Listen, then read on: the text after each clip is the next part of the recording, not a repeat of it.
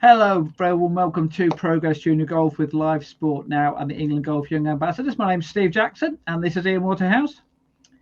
Hello, Steve. It's good to see you again. How are you? Very good. Looking Yes. fresh. Yes. A bit. Yeah, I think I fell under a lawnmower, didn't I? But anyway, there you go. So I thought you were going to say actually you've hit too many balls in the thorn bushes and you've been getting attacked whilst trying to find your ball. well, it might be a little bit of that as well. But then that happens all the time. So I should have a very short hair all the time, though. But no. Well, you do. Yeah, true. Good point. Right, now this is the Progress Junior Golf Podcast. It's show number 47. This podcast is all about junior golf. It's about the next generation of golfers. It's about trying to get more boys and girls playing the game of golf. Now, this weekend, Ian, as you well know, coming towards the end of the season, so the DP World Tour Championships, their final taking place will be next week. They've had Q School this week. I think the Alps Tour, they've also got their Q Schools this week as well. Ladies European Tour, they've got Q School coming up very shortly as well. So you can tell it's the end of the season, really. But what? Can I actually just say, Steve, just before you get into it, can I just say a big congratulations to some friends of mine for earning their DP Tour World Card, their European Tour card, let's call it that, for next year. Huge congratulations to three gentlemen I know very well, Joe Dean, Marco Penge and Will Ennifer. I'm so happy because certainly those three guys, when I first started broadcasting golf sort of 4 or 5 years ago, they were coming through the mini tour ranks and sort of making it. In fact, I interviewed Joe a couple of months ago on a ITS tour event up at Huddersfield Way, and it's just it's so nice to see these players having success. They've worked so hard for it, so hard behind the scenes. I know Daniel Godin used to run Europro as well. He'll echo what I'm saying here. What a treat it is. What hard work that goes into it. They've gone through the junior ranks. They've gone through the mini tour ranks. They've done it. It's like in football when Jamie Vardy came through from the non-league ranks and then suddenly makes it. And so I just want to say it's not junior golf related, but they will have played, of course, junior golf to get to where they are. Huge congratulations to everybody who's made it, but in particular, from a personal note, to Marco Penge, Will Ennifer and Joe Dean. Yeah, well said. What I will say is that my friend Gary Boyd, who just missed out by one shot, blame Ian's mates then because they beat him by one shot and got in and Gary missed out. So I know Gary as well. Absolutely, actually, yes. But hopefully Gary will get some kind of a card next season. So good to see him getting back on the right road as well. Now, but we're talking about the end of the golf season there. But what does the golf season actually mean, though? And in particular, what it means for juniors. Now, generally speaking, and this is a very generalisation, weekends more tricky for juniors to play golf.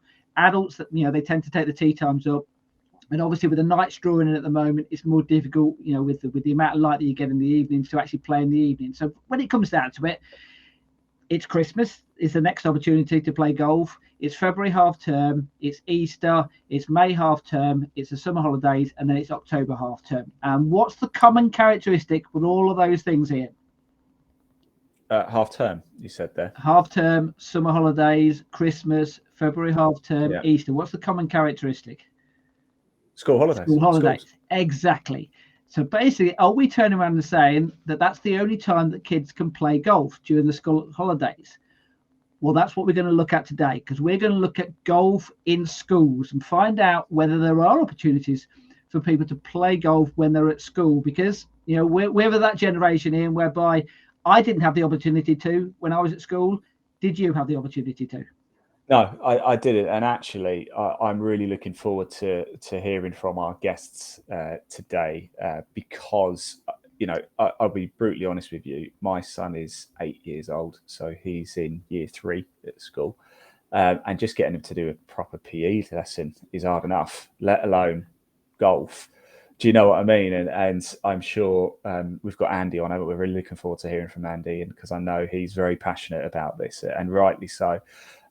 So I'm very much looking forward to this, because when I was, it wasn't even an option, Steve. Do you know what I mean? We did at school. We did football, rugby, and hockey, I think, and that was it. And then during the summer, probably a little bit of cricket, possibly athletics, those types of things. Yeah, never did cricket. Athletics. Yeah. Athletics, never did cricket. So it was football, rugby, athletics, and hockey. That was it. They were the only options.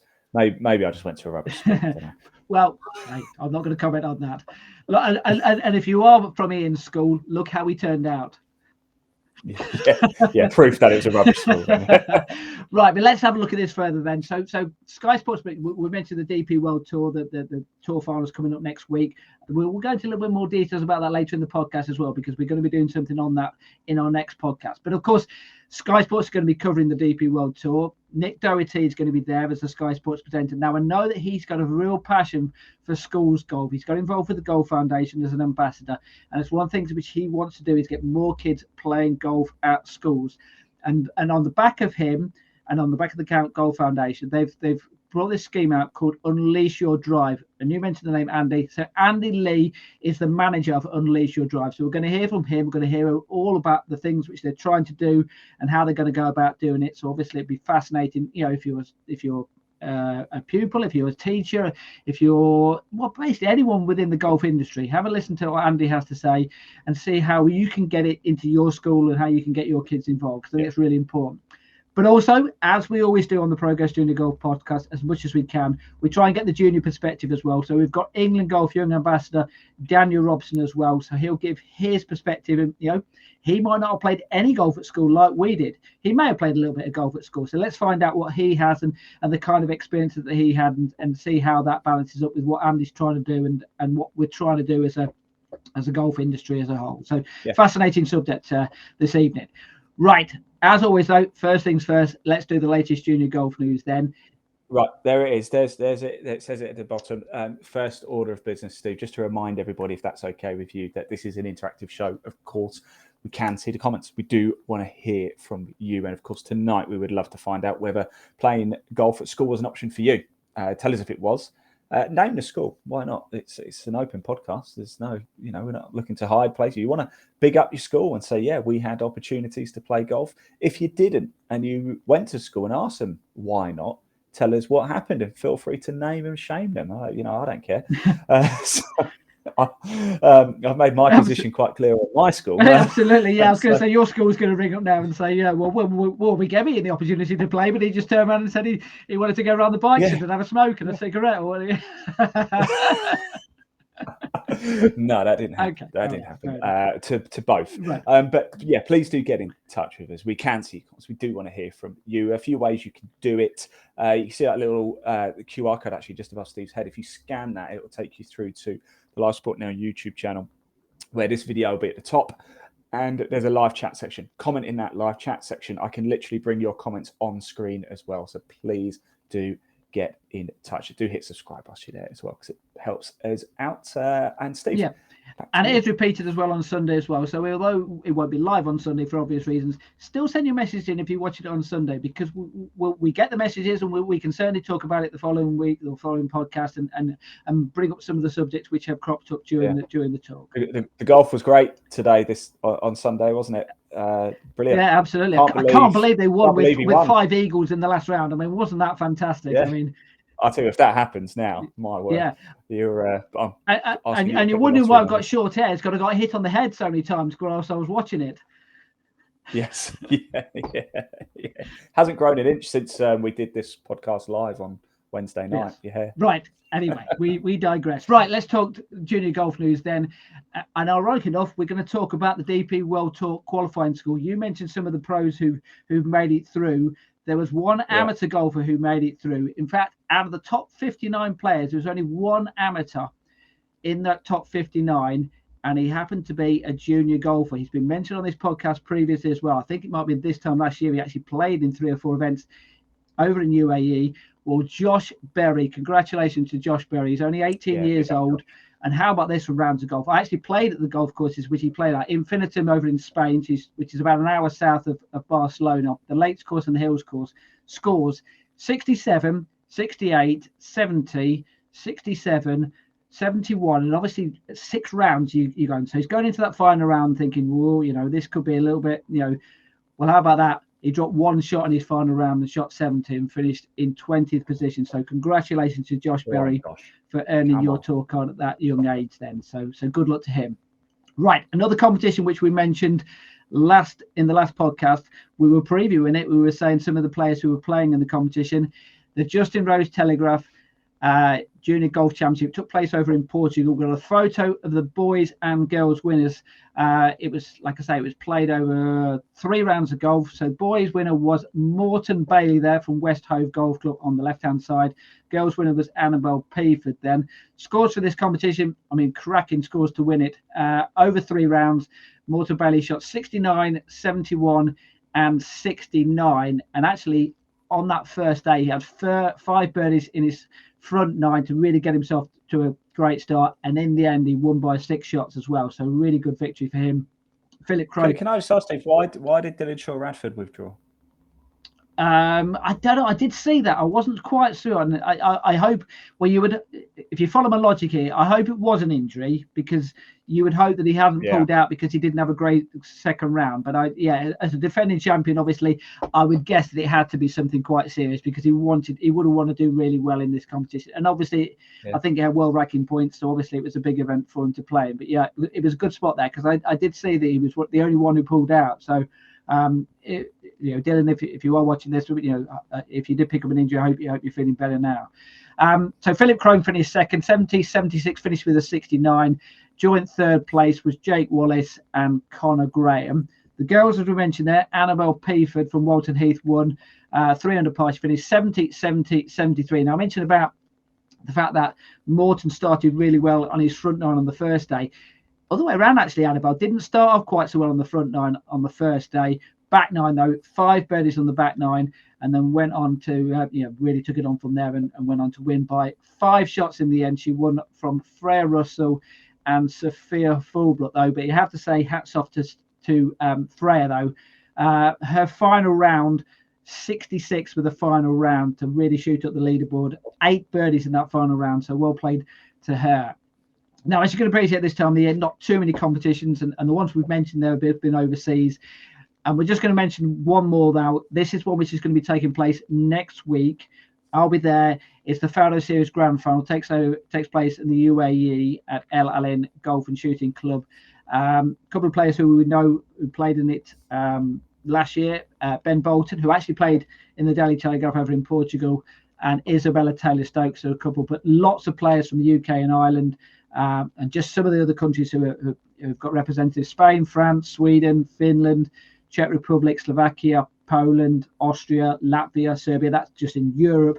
And then from overseas, Vietnam, Taiwan, Philippines, Thailand, Kenya, India, UAE. So, a real international event. And the reason why I bring up the fact that it's an international event, I'm going to be there, and we're going to be doing the next podcast on international junior golf, because it's one subject we haven't really looked at. So I'd be interested to have a chat with some of those players and find out what they do overseas. Perhaps it's something which we in the UK can learn from, in the sense of, it might well be that, all those top 10 players in the Faro Series event might all come from overseas. Well, why is that the case? Are they doing something right that we're not quite doing so right? Who knows? Let's find out and see whether they've got some good ideas. We're not playing enough golf in school.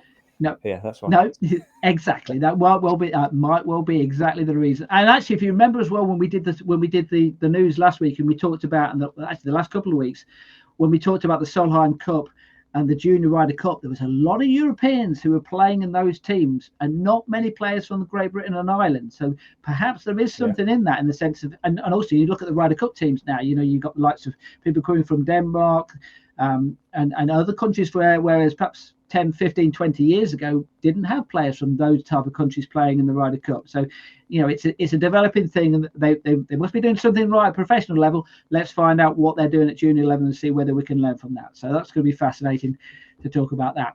All right, but that wraps up the junior golf news for this week then. We're going to be talking schools golf, aren't we, Ian? And we're going to bring on our 2 guests then. Oh, yeah. Very important people, in other words. So important, in fact, Steve, that I don't qualify for this next part of the podcast. So I will be leaving because the guests are too important. Yes. Steve's important. I don't really matter. so Steve, who have we got coming on? So we have got Unleash Your Drive manager, Andy Leigh, and England Golf Young Ambassador, Daniel Robson. So let's introduce them then, and let's get on with this important podcast then. Here they come right now. There we go. I'll see you guys later. Right. So we're talking then schools golf then. So we mentioned obviously in the conversation I was having with Ian there the fact that I didn't really play much schools golf. You know, we're similar age, Andy. What was the situation with you when you were a youngster? Did you play any golf at school? I played very little golf at school. In fact, I was 14 when I first started playing golf. So, no, it wasn't very front and centre. There wasn't very many opportunities. I think the only time we had looking at playing golf was our French teacher organised a game. And he just asked the question. He didn't actually know in the school who played golf. And I put my hand up, and he was surprised to see that I did play. And we just went down to a local 9-holer and had a game of golf against the French team. Apart from that, it wasn't very widespread. Dare I say it wasn't very cool to do it. You know, it wasn't one of the cool sports at the time. I think perception's changing on that a little bit. But yeah, very limited opportunity. And yourself, Daniel, obviously a lot younger than myself and Andy here. What kind of opportunities did you have to play school golf? I didn't really have any until we had some sort of a team, but we didn't get enough to play, if you know what I mean. So we kind of got left out during the school things. But I mean, since my last 2 years at schools, I mean, it's grown so much more. I mean, our teacher who's in charge of it now is actually part of a golf club and help doing it that way now, is helping for the golf club and school.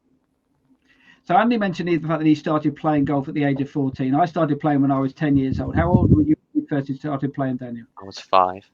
Okay, so a little younger than us two. And you say that you weren't even introduced to the opportunity until perhaps when you were 15, 16, 17. Is that right?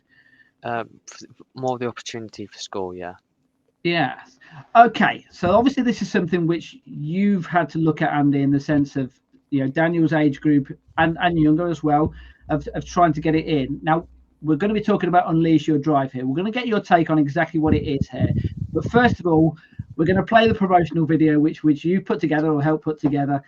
So Ian's going to put it on for us now, and then we're going to have a long chat about exactly what it involves and how that can help golf clubs, golf schools, golf the industry as a whole, and hopefully help junior golf.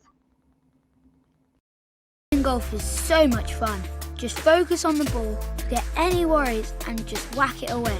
Golf teaches you to take a breath when things aren't going well, and to focus on the positives. You can learn so much, and that's true for the pros too. The life lessons that you can be taught through golf are very, very important. It can be frustrating, but it can also be beautiful, and it's a hugely powerful sport. There's so many mini lessons in just one round of golf. We know what a great sport golf is. Imagine if we can share that with kids in every school. It would help them to deal with their emotions, with nerves, and with everything life throws at them. Set your head in the right place instead of like stressing about other things. They've learned that they can try new things and succeed. And when a child succeeds, it makes them happy and it gives them confidence. The Golf Foundation's Unleash Your Drive initiative is about giving all school children across the UK and Ireland the chance to play the game and learn the life skills golf can offer. I've learned integrity and etiquette and respect in the game. You need to have a lot of discipline and a lot of control and stuff like that. So it is a great game. A lot of transferable skills to every walk of life. That's 32,000 schools. It's a lot. So we're going to have to work hard and do this together. The Unleash Your Drive programme will give every school access to golf equipment and lesson plans that will let golf work its magic for all kids, making our bodies and minds strong and tough. There's a lot of people that have got a lot out of the game, and I think it is very important for those people to pay that forward and to introduce the game to the new generation. You want to leave the world better than you found it, so whether that's inspiring little kids to take up the game, whether they're going to be professionals or they're just going to enjoy it. It's not just about growing the game, it's about the game helping us to grow a brighter future. I'm excited if we can get more youngsters playing the game. That's a great thing. Let's use the game we love to make a difference to everyone.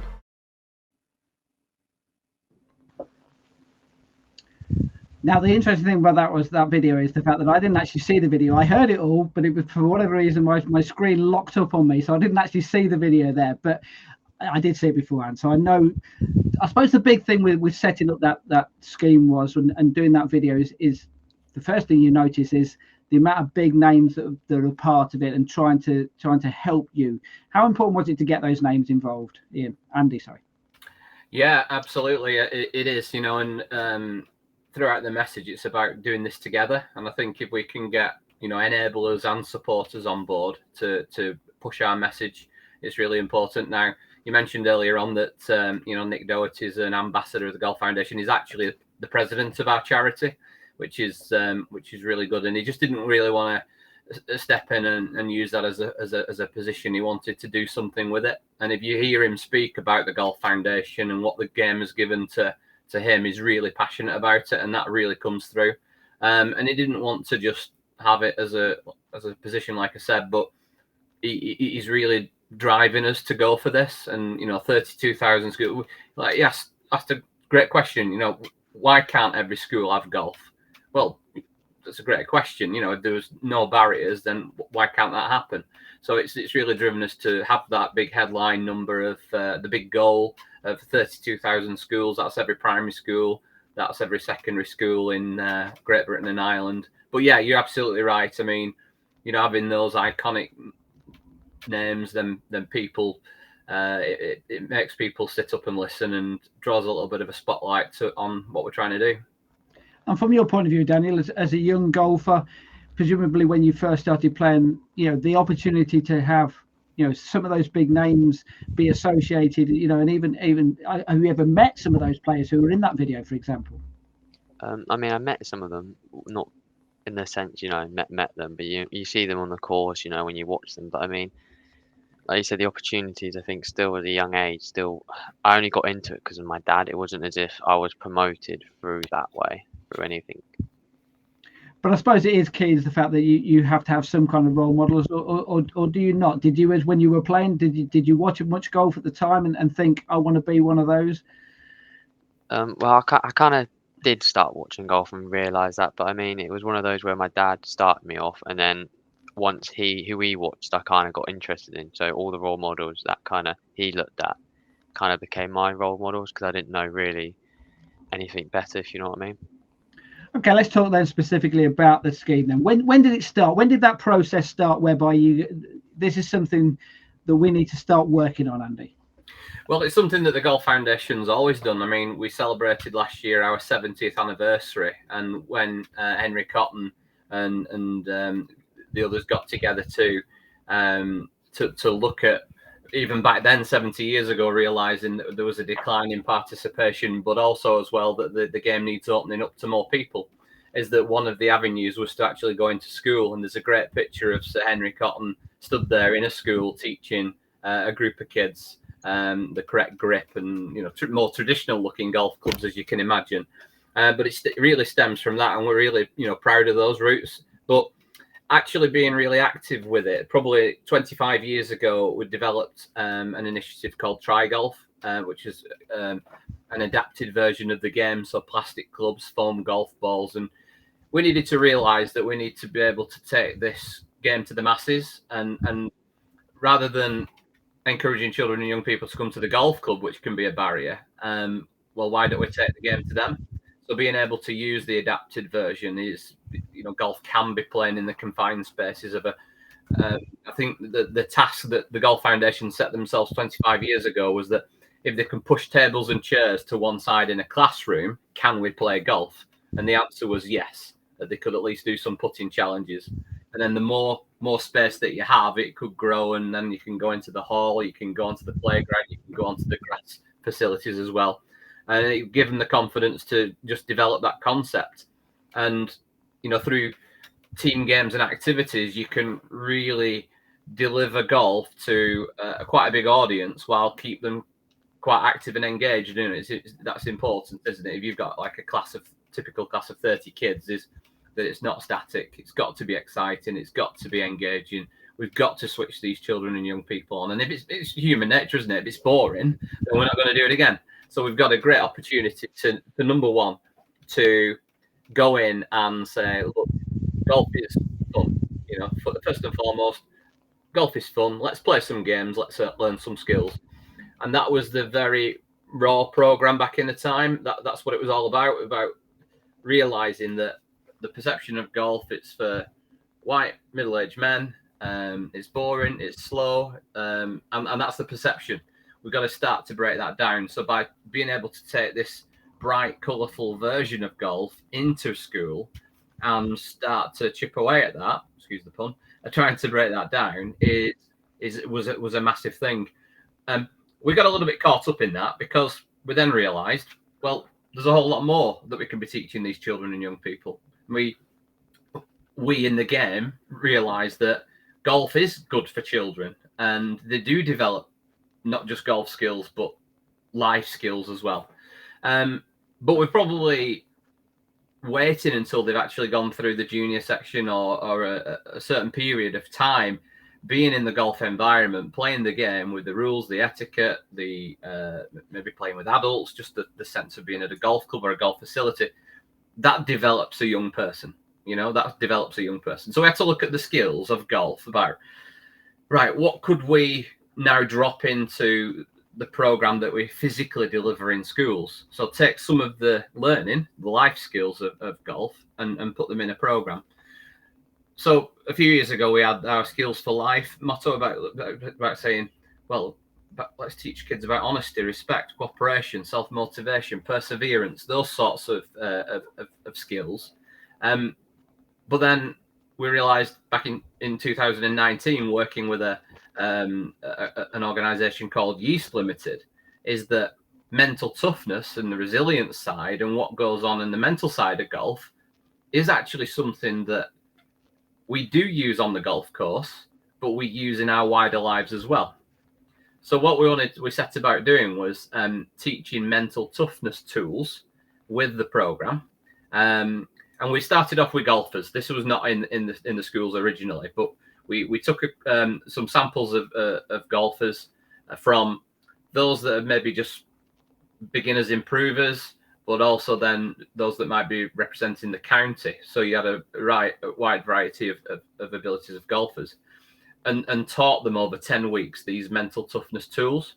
And the brilliant thing was using a measure called the MTQ48 psychrometric measure, which is a measure which is set up for measuring mental toughness, because mental toughness is something which we could talk about very, very soon. It is something that can be developed, which is the exciting thing. But over a 10-week period, we saw a 20% increase in mental toughness across the group of kids by teaching them while they were just having, probably from the outset, you might look at it as quite a traditional junior golf lesson where they're still working on the golf, they're still having some fun, but then they're developing these mental toughness tools as well. And that was really exciting for us, and it gave us the confidence then to put it in our schools program and try it firstly at secondary schools, but then into primary as well. Okay, let's get Daniel's take on it then, because obviously you talked about lots of different aspects of it there. Let's talk specifically about equipment then, because when you started playing, Daniel, were you using a normal set of golf clubs, or were you using those tri-golf, the bigger heads, which do make the game easier, makes it easier to hit the ball, or were you almost thrown into the deep end with an adult set of clubs like I was? I mean, I kind of obviously started off as a little kid with plastic clubs, but I mean, I kind of went to the range and was given little kid clubs by my coach, or ex-coach, you know what I mean, back then. And I mean, it was just went out and hit balls, and I mean, I just enjoyed hitting them. I mean, obviously you get frustrated when hitting the balls when you don't hit it right. But I mean, as a kid, I just had so much fun when you hit it right. It just felt good. And that's when I kind of knew that I really wanted to just keep on going, just the feeling every time. And obviously you started at a young age, and we're obviously talking about schools golf here. Is when you started playing and you were using those clubs, and you, like you say, you were having fun hitting the golf ball, were you having conversations with some of your friends at school about, why don't you try this? Well, yeah, I mean, I did, but I think, as Andy said, it was more, most people would say it's more of like a older, richer, more people sport, not like someone who just wants to get started and all that. So no one was interested, really. They were all interested into football or rugby. And presumably you never had a conversation, or did your parents have a conversation with the school to say, well, actually, this is good for my son. This might be good for other sons. This might be good for other daughters in the school. Why don't you get involved? Is that conversation which ever took place between parents and schools? Oh yeah, we had loads of conversations, but it was always the excuse of it's too much the stuff and all that. And I mean, as I grew up in primary school, even my coach tried to get in there, and they just basically didn't want him. They didn't want anything to do with golf because of the money, the side of things. Is that a common thing that you're hearing, Andy, of the fact that schools do have a barrier, do have a, don't think that it is going to be good for the school or for the kids? Yes, yeah, it happens. Of course, it does. And you mentioned one of the barriers there about equipment. That there could be an initial cost of the equipment, but that's what we're trying to help with. This new drive with Unleash Your Drive is about working with schools and encouraging them to see the benefits of golf. So it's not just enough now to go to a school and say, we want to teach your kids how to play golf. The reason, well, not just the entire reason, but why we've added the life skills, the mental toughness element, is now all of a sudden we're able to offer something that schools are being challenged with to deliver upon. So mental health and well-being is being taught throughout the curriculum, and through even PE and sport, is that in secondary schools, PE departments are being challenged with developing mental health and well-being, and they're recognizing what we've got as an off-the-shelf product, because it not just develops the golf, it develops mental toughness as well. So it's about the Golf Foundation and our partners having the right message to the school to say, look at the wider benefits, get them to see what it can do for the school, what it can do for children and young people. And then those conversations become a whole lot easier. And we've got to help the school with the barriers, like in the video, it's about pulling together to raise enough money to be able to put golf into those 32,000 schools. We're talking £15 million for that, by the way. So number one, not every school's potentially going to do it. And this could take quite a few years. That's the idea of it. It's not something in a flash in the pan that we're going to do overnight. And I don't know whether you have, but I've not got £15 million just down the back of the sofa, but it'd be nice if we did. But if we can all pull together and just raise a little bit of money for this pot, that then we can give that school that are interested a set of golf equipment, the Golfway equipment that we now use. Because that was another development that we were just mentioning there about, obviously we used to use Tri-Golf, but now we use the Golfway equipment, is that recognizing that golf's hard, and we want to give that first experience a positive one. So we don't want kids using a club that's not fit for purpose and struggling in their first ever experience. But with the Golfway equipment that we use now, it's more balanced, it's weighted better, that kids can get that strike, the one that we all go, the one that brings us back, that during a bad round of golf, we that great shot and it brings us back next week. We want those kids to get the bug early and think, this is something that I can do. There's one thing which I say where golf, as opposed to pretty much any other sport, is that at one moment in time, Daniel, you could hit a golf shot just as good as Rory McIlroy could at that particular moment. Realistically, we probably couldn't do what David Beckham could do. We can't do what Ronaldo could do. We can't do what Messi could do. We can't do what Roger Federer could do. We can't do what Michael Phelps can do in the swimming pool. But we can do that in golf. Might only happen once every 1,000 times. But just that moment whereby, wow, I can hit a golf shot. I can, on a par 3. I mean, we've seen plenty of stories of golfers who've had hole-in-ones. Yet, some of the top players very rarely have them. And that's just the beauty and the strange thing about the game of golf is the fact that you can have that moment, can't you? And that's something whereby perceptions of the game can be passed on, and you can get that love. But equally so, Daniel, I mean this in the nicest possible way, Daniel got lucky in the sense of he by the sounds of it, he almost fell in love with the game, almost despite what was happening around him, because he had by the sounds of it, very good parent, good coach, good opportunity. But there's plenty of people at that age who could have been put off the game at that age, and obviously that's perceptions whereby when you're going into schools, you're trying to say to them, trying to make it as fun as quickly as possible. Is that true, Andy? Yeah, absolutely. Like I said before, kids like having fun, right? So we've got to, a lot of people will look at a session in a school and say, this isn't really like the game of golf. Well, no, but let's be honest, we're in here with the message of golf, These kids are having fun. You know, they're playing in team games, for example. You know, we challenge the kids to come up with a creative team name, so they have a bit of fun doing that. Team Red, Team Cauliflower, whatever they come up with. Straight away, it's fun, it's funny, and we're trying to just say, right, okay, from this point, now we've got you as an audience. Can we start to teach you something? So we might say, for example, right, let's teach you the grip. So it's of course, you want your hands the correct way around, want your hands touching together. But we might teach you by using the hot dog grip. Well, for a hot dog, we need a hot dog sausage and a hot dog bun. And we wrap the bun around the sausage, and it's got to all work together. So it's about just making it fun for, team game and activity, but the learning element's fun, because kids remember things that are funny. Kids remember things that are routine. So like the scarecrow routine, which is to get your hands the right way around, and where do you stand to a golf ball. So 100%. You know, we've got to make it fun. We've got to make that first ever experience going, I want to do this again. Okay, that's. I mean yourself, Daniel. Obviously, we've spoken of the fact that you didn't necessarily play golf at school, but you have been part of these sessions in your role with the Golf Foundations and England Golf Young Ambassador. Is that correct? Yeah. So, what was your experience? Well, what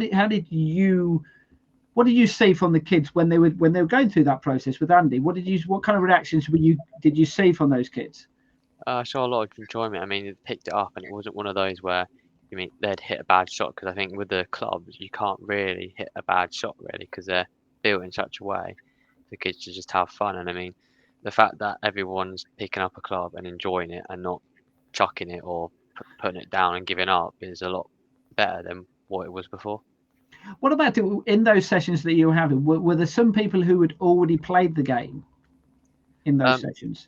You see a couple. You could definitely see a couple that were definitely played it before, but then you could also see a couple who would just pick it up, but you could see the talent already. Whether that's talent they knew they had or didn't have, it's one of those. And what kind of reaction did you get from those players who had already played the game? Because like we say, it is easy to hit, or you said it is easy to hit with those bigger golf clubs. Were they thinking this isn't real golf, or were they thinking this is still golf, it's just a different version of it? I mean, some people you could see did look at the clubs a bit big, but then they just hit it the same. It was exactly the same feeling, if you know what I mean. They enjoyed it. They hit it the same. Obviously, bigger heads and stuff like that, but yeah, they enjoyed it just as much as they enjoyed normal golf. Couldn't see a difference really. And one of the things which you mentioned at the start, Andy, was about the equipment, and also is the fact that in most schools, and I can probably say in the vast majority of schools, they're not the size of a golf course. So obviously you are limited in the type of space that you have. So obviously you have to limit the kind of games that you can do on. For example, you can't stand there hitting drivers, could you? No, that's why the golf equipment, the Golfway equipment, is simply a putter and an iron. Because number one, you're right, the restrictions of the area, but we don't want to confuse people. If you had a driver, hybrid, wedge, gap wedge, it just like will mesmerize. It mesmerizes beginners, never mind kids. So we just keep it simple, roll the ball along the floor and hit the ball up in the air. So we hit the ball into the hole when we're playing golf, but also we need to hit the ball over obstacles. So that's exactly how it is. And down to size, if you've got a badminton court area, is that you can deliver a session to 30 kids. So that gives you an idea on the size, because we've got to think of a typical primary school hall is we want to push the piano to one side, the stack of tables. You can picture your own school hall there, and being able to then create enough room to play some golf games. And it's really great to watch. And you were mentioning before about those that already play the game. And, initially it's like, what's this club? It's a bit different to what I normally use. But then we're giving them a platform to show off the skills, to almost like say to look at the wider group. This is my sport. Look, I can do this. And you find that they help each other. And this was an observation made by a teacher once, is that in other sports, like, for example, as an example, football, is that they wanted to show off and beat each other and be the better one. Whereas when they were in golf, the golfers were actually helping, like being a young leader and stepping in and helping the team, helping the peers to get the hands the right way around. But there's almost a sense of that I want you guys to play my game and be part of what I do, and I want to show you my skill. And you know, sometimes it's not the kid that's the best at football. It's all of a sudden this child that maybe not be seen as a sporty type or a semi-sporty type, but you know, coming out of the woodwork and stepping up and doing their game. So yeah, it's a great opportunity for that as well to happen. You mentioned there as well about teachers and their reaction. We will go into a little more detail about exactly how the coaching goes and who does the coaching, if you like, at that. But what is their reaction when it's first taken to a school and it's the first time they've ever had golf in their school? What's the reaction from the pupils and the teachers as well? Yeah, I mean, straight away, I mean, if you just think about what you just said there, let's play golf in school. Now, that's mind-blowing to some people. It's like, how on earth can we play golf in school without seeing the equipment? But it's the equipment that makes it all happen. You know, that's the one. It's almost like light bulb moment when you unzip the bag and show them the kit. And we do a lot of training. So, yeah, there's two avenues, really. So the first being that we can train teachers to deliver this, which we'll go into more detail. But when we do get those teachers together on a CPD course, a training and activators workshop, and we get the kit out, we show them the games, we get them hitting them, they go away completely getting it and visualizing how they can use this back in their school. The other one as well is that, you know, we encourage local PGA professionals to go out and into the schools, and you know that gives the school a confidence, is that it's a professional person coming into school from our community and delivering these sessions, and it's a great response. It genuinely is. You know, it's always, this will be great for our kids. It's always a positive response. It's never, I don't think our kids would like this. It's always, oh, this is great because it's an individual sport. It's something different. You know, it's great for everyone. It's inclusive. So yeah, there's a lot going for it, and it usually gets a great response. In my day, like I said, we didn't have schools golf. We didn't have the opportunity to do that. In my day, that opportunity to do something like that was crazy golf.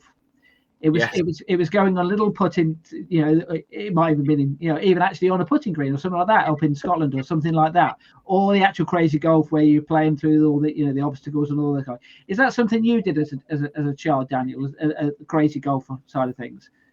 I mean, I love crazy golf. I mean, my friend hated me at it because I used my golf side of things, so it made things a little bit easier. But I mean, crazy golf's just fun way to kind of also get into it, but it's just one aspect of it. It doesn't show the aspect of kind of hitting balls like in a fun way, which is what the Golf Foundation have done. I also saw as well recently a golf club whereby they have one of the dartboards whereby they play like, and they hit and they like double top and all those types of things and trying to work out their scores. Is that something which you can bring into the schools? Because obviously that is something which you can fit into a school space, isn't it? Is that part of what you might be able to do? Yeah, I think what you got to realize is that, I mean, the Golfway bag of equipment, the core bag, contains all the equipment that you need to run a golf session. Okay, and that's all the cones, the Velcro targets, the balls stick to these things. You know, we've got a bullseye target, a putting bar where you roll the ball and it sticks to it.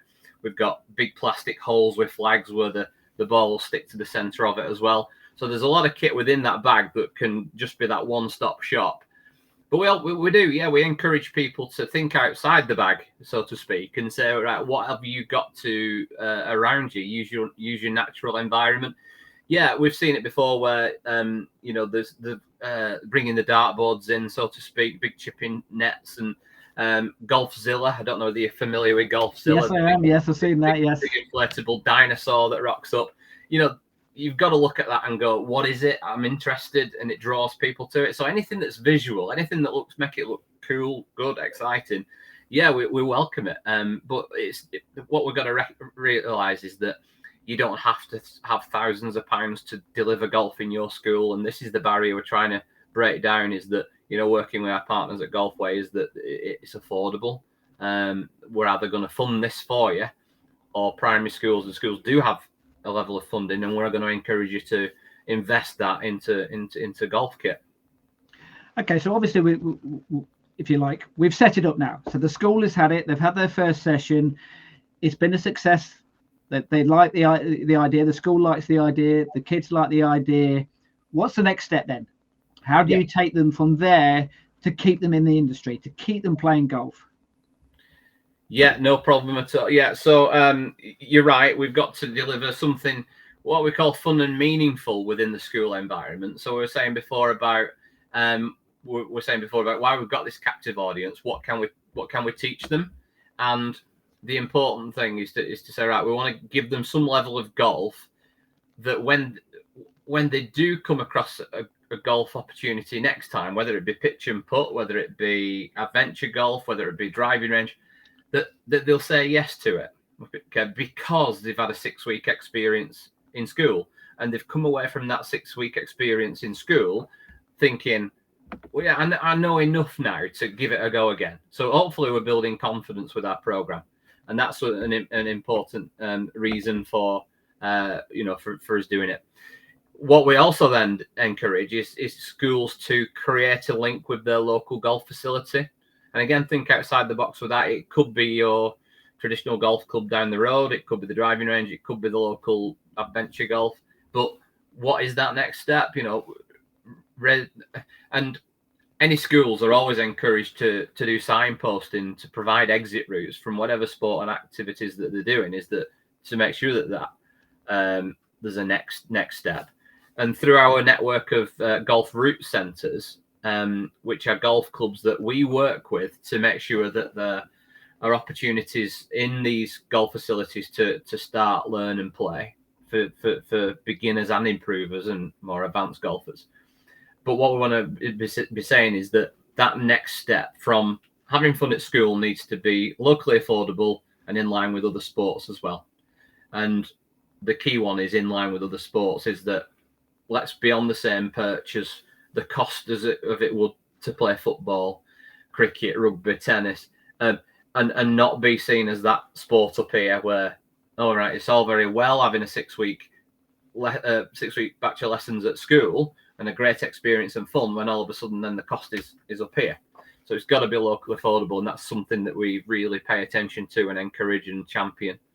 Yeah, so with you, Daniel, then obviously you mentioned the fact that when you were at school and you try to, or you and your parents tried to encourage the school to bring it in, is that something when you went to your golf club and said, why don't you talk to the school? Why don't this golf club get involved with the school? Is that something which you've tried to do yourselves? I mean, yeah, we spoke to our coach, and our coach tried to do it. I mean, he did it for managed to actually get in there for a bit because he provided them with the equipment. But I mean, they just lost interest instantly in my primary school. It was just, I don't know, he kind of came in there and then they got rid of him. They didn't give him a reason why they got rid of him. They just didn't want him anymore, any golf there for some reason. And once again, Andy, is that a common story you hear with golf clubs, in the sense of the communication between schools and golf clubs needs to improve on that score? Well, thankfully not. It's a common thing, not a common theme. So that's good. And it's a shame that, that kind of scenario happened then. But what we want to try and do is really work with enablers, what I call enablers, whether that's the PGA professional to get them to really see the benefits of junior golf as part of their business. Let's be honest, the junior PGA coach is a business, but can a strand of that business be junior golf and certainly be outreach in the schools and community? Well, the answer is yes, it can be. So we've got to work with PGA professionals to see that. The staff within the school as well, is that our role is to show them the messages about, look at what golf is, look at what it can be. You can deliver this yourself. We have training for teachers to be able to go on and deliver this. Because what we've got to remember is that not every postcode has a ready, willing, and able PGA professional that has the time, capacity, the will to go into the local schools. And that's why we've got to go into the schools and I'll be honest that we start with the school now, and we try and encourage the teacher to be trained and deliver this as part of their weekly curriculum, PE lessons, lunchtime clubs, after school clubs. And you know what? If there's a local PGA professional that wants to really add value to that, brilliant. We'll encourage you to be in there as well. And with the new role of the community golf instructors, that just adds another layer to support the PGA professional to have more capacity to go and support these teachers that will hopefully be welcome in golf. Right, there's two subjects which I want to touch on. Well, we've got about 10 minutes or so left in the podcast. So first of all, and you mentioned it, Andy, a little bit earlier, golf is obviously a sport which can teach etiquette, and obviously schools, that's one of the things, they're teaching subjects, but also they're trying to teach good habits as well within your school environment. Is that something in your experience, Daniel, when you've got involved with doing the golf within schools, is that something which you've tried to encourage and tried to say golf is a sport whereby you're going to learn good habits here, you're going to become a better person by being part of this sport? I mean, it comes within the sport. I mean, when you're doing it, it's more one of those things where some of the aspects within, you can't just say you're going to be more respectful, you're going to be more etiquette. You know what I mean? Because if you start going on about that, they kind of lose interest. Where if you're showing them, they kind of want to do more, because if you're showing and doing, then they find out how fun it is, rather than you talking to the kids and just going on about etiquette and all that. Right? If you're showing them and getting them involved while you're kind of explaining it, then they're more engrossed and want to get involved. Well, and that means they've actually learned something from it at the same time, not just about playing, but also some rules. Is that something you have to play on when you're trying to talk to schools and about this, Andy? Is the fact that we don't want to force it on people that the golf is a sport whereby you can learn good habits. I mean, rugby's a good sport in the sense of you learn good habits of talking to the referee and things like that. Same with golf, you can learn things with that. There are sports whereby golf, and let's be honest here, golf can have a bad reputation in some aspects, but in that aspect it does have a good reputation. Yeah, it does. You're right, and Daniel's absolutely right. Is that it's not like we go flying in saying we are going to teach you to be more respectful. It's just it's part of the game. So, for example, like when I teach at the driving range, it's red team versus the blue team. Blue team win, and the blue team go, you lost, and then it's like, no, we don't do that in golf. We just actually say shake hands, thanks for the game, win, lose or draw. And that's just a little lesson there within, in a fun environment without, pushing it in the face too much. But it's like, it is there are skills that are like caught, not taught. Really, is that just by being in the environment, by playing the games, by just putting these little lessons in place, is that it catches on eventually, and that's what it's like hidden learning. Yeah, we're having fun here, but they don't realize that they are developing these skills, and that's what golf does and the game does, and that's important for us to bring it out. And you mentioned earlier as well about the mental side of the game as well. That's something whereby it's another one which can be taught without being taught, if that makes sense, in the sense of it just comes with part of the game. Going outside and on, having fresh air for a start. It's a sport whereby you gain without actually knowing that you're gaining something. And is that a message which you try to get across to the schools and the kids, to say that actually, I don't know, is it something where you have to tell them, or you just let them learn themselves on that score? Well, this is the exciting part with the Unleash Your Drive program, is that we can be a bit more blatant with it, because in our lessons we teach 9 mental toughness tools. Giving you an example of, so it could be lesson 1 is around positive self-reflection. So the kids have a go at a game, and then you stop the game and you say, right, okay, after your next shot, I want you to come up with 2 positive things. No negatives, 2 positives. Because obviously they're new to golf, and there's a very good chance that shot is not going to be very good. Let's be honest, okay? Because they're just starting out. Quite easily, one child could go, I'm not playing golf again. As Daniel said before, chuck the clubs on the floor, stomp back. That's not for me. I'm not. But if we can get them to twist that and turn it on its head and say, actually, no, find 2 positives and go and tell your friend after your shot. So they'll go back to the safety and reflection zone and have a conversation. And we frame it as what went well and even better if. That's what we're trying to do with this, is to say, give yourself a pat on the back. And it might be hard, that, because if it's not gone to plan, it's hard to find the positives, but there's a positive in everything. Okay. Even better if is, what am I going to do to get better next time? Okay. So there's a lesson within that. And we repeat that message throughout that lesson. And then at the end of the lesson, we'll say to them, right, so what went well, even better if, where else in your life could you use that? Where else could you use positive self-reflection? And we get some examples off them about saying, well, I could use it in other sports. I could use it in my wider life at school or at home. And then you say, okay, well, next week, I want you to give me some examples of where you might have been more positive. Or when did you use an even better if that you saw a learning opportunity where you think, right, okay, I'm going to do that better next time. And they come back to the lesson and they'll tell you those experiences, or you try and bring it out of them. But yeah, 9 mental toughness tools: emotional control, focus, positive self-talk, self-compassion, goal setting, positive body language. These are all the 9 mental toughness tools that are within our 6-week program.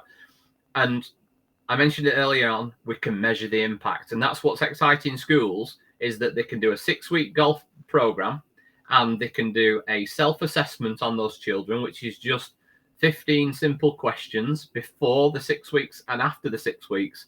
And we can compile a report and show them that it's had a positive impact on developing mental toughness. And mental toughness has a direct link to overall well-being. So if you develop mental toughness tools, understand them, and have them ready in your armory as coping strategies, then all of a sudden you're going to feel better about yourself, and that's where you develop that overall well-being. And not many schools can argue with the fact that that's what they're trying to do, trying to develop mental health and well-being. Right, the last thing I wanted to talk about, and this probably is a podcast all on its own at some stage, but we will just touch upon it a little bit now. In fact, we will do a podcast on this, I have to say. But competitions at schools, because Daniel, did you ever play any schools competitions? Because that's something whereby, I run junior order merits, I run junior competitions, and I noticed the fact that schools competitions, there aren't that many, but there are some out there. Is it something which you played in? I mean, on the main course, I only really played in one because obviously you had to have a certain amount of people who played golf. But I did in the end up helping the school with par 3 comp. So we did school competitions for the little ones on par 3, sort of tees, doing all sorts to promote the younger ones. So then we can actually get a fuller team for the older ones in the future. I mean, presumably the scheme which you're setting up here on Leisure Drive is more aimed at trying to get them into the game, and then the schools competitions will come at a later date. Is that fair comment, Andy? Well, yeah, yes and no, because we've got to recognise is that, kids like playing the game of golf, that hitting the ball into the hole. Now, when you play golf or you are a golfer, there's loads of opportunity for you as a junior outside of schools. But in areas where they've got a strong English Schools Golf Association, there's an opportunity there. But again, you've got to have that ready, willing and able teacher to put the school forward, look for enough golfers to put a team in. So there's an opportunity there. But what we want to recognise is that those that are just learning and beginning to play golf through Unleash Your Drive want to maybe compete as well. So we work within the school games, which is a national initiative. And we've got a concept called Golf Sixes Mini League. So this is like Golf Sixes League, which is obviously very...